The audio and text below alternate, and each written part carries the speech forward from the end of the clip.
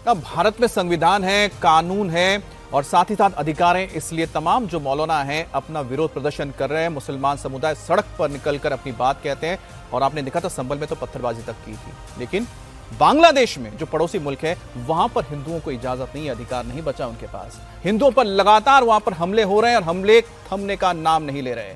Target करके हिंदू समाज को मौत के घाट उतारा जा रहा है। ढाका से चिटगांव तक हमले जारी हैं। ठाकुरगंज इलाके में हिंदुओं की पिटाई की गई। कट्टरपंथियों का हमला लगातार बढ़ता जा रहा है। कल जुमे की नमाज के बाद यह हमला और तेज हो गया। ढाका में कट्टरपंथियों ने नमाज अदा करने के बाद सड़क पर बवाल किया। इस्कॉन को बंद करने की मांग कर रहे हैं। हिंदुओं पर हमले के खिलाफ पश्चिम बंगाल, महाराष्ट्र के कई शहरों में विरोध मार्च तक निकाला गया। हिंदू संगठन और वीएचपी बांग्लादेश में हिंदुओं की सुरक्षा की मांग को लेकर प्रदर्शन कर रहे हैं। बांग्लादेश के 3 प्रमुख शहरों की तस्वीर हम आपको दिखा रहे हैं, चट्टग्राम, ठाकुरगंज और ढाका। यहां पर कट्टरपंथियों का कुनवा एक्टिव हो गया है। सरेआम कहा जा रहा है कि हिंदुओं का सिर काट दो। सड़कों पर उग्र तांडव करते हुए कट्टरपंथी हिंदुओं को निशाना बना रहे हैं। मंदिरों को तोड़ा जा रहा है, हिंदू व्यापारियों को मारा जा रहा है। हिंदू संत चिन्मय दास की गिरफ्तारी के बाद से उग्र संगठनों का हमला और बढ़ गया है। 50 जिलों में अब तक 200 से ज्यादा हिंदुओं पर हमलों के केस सामने आ चुके हैं। घरों में घुसकर लोगों को मारा जा रहा है और पुलिस तमाशबीन है। बांग्लादेश से सामने आ रही तस्वीरें डराने वाली है।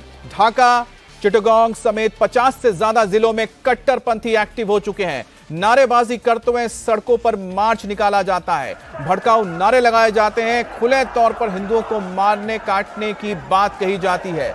इस्कॉन के खिलाफ प्रदर्शन पर भीड़ों को देखा जाता है। हिंदुओं का खाद उतारने की बात होती है, सिर काटने की बात होती है।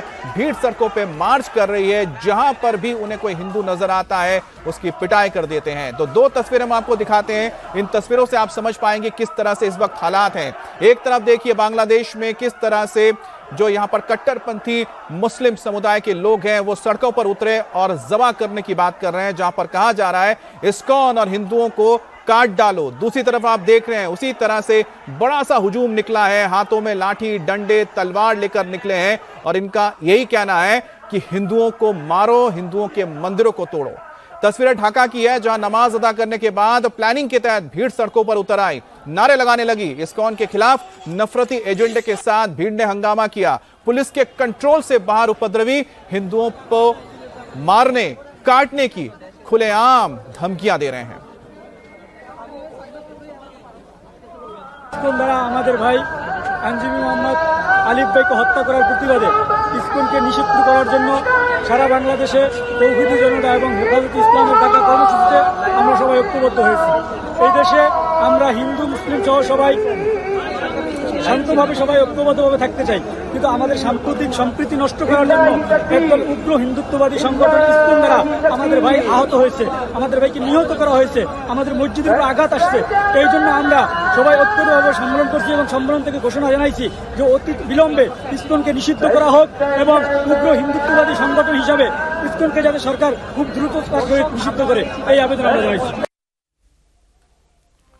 और अगली तस्वीर हम आपको दिखाने जा रहे हैं वो है बांग्लादेश के ठाकुरगंज की, जहां हिंदू समाज के कई लोगों को कट्टरपंथियों ने बुरी तरह से पीटा। मारपीट और बवाल करते हुए भीड़ घरों में घुस गई।